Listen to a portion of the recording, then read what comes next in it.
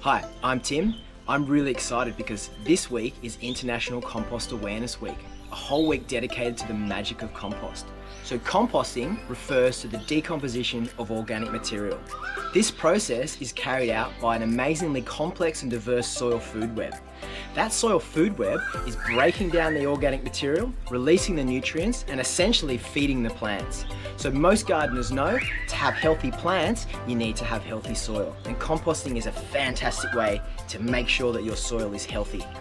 So in this video, I'm going to show you how to establish and maintain a compost bin, how to troubleshoot any issues that might come about, and we'll also discuss how we can use this compost in the garden.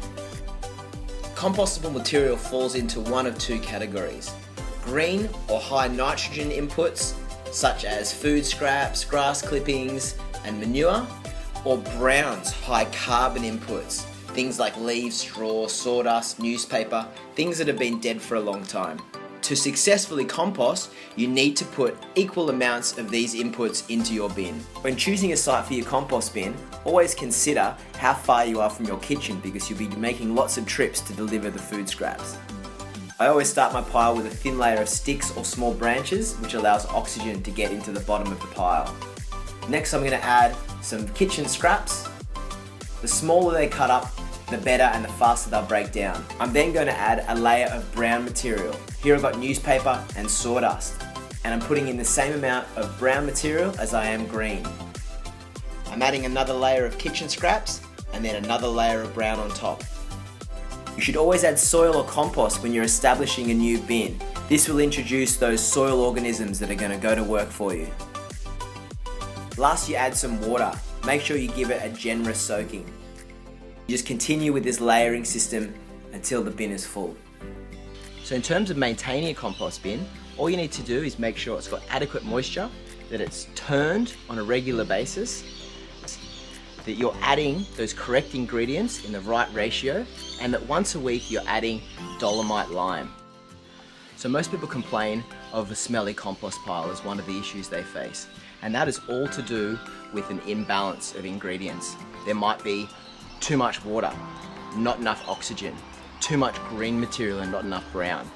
These conditions will create an anaerobic environment which will cause bacteria to produce these smells that we don't like and that cause us problems. Those smells, the methane and ammonia, are actually gases or nutrients that we'd like to lock up in our compost pile.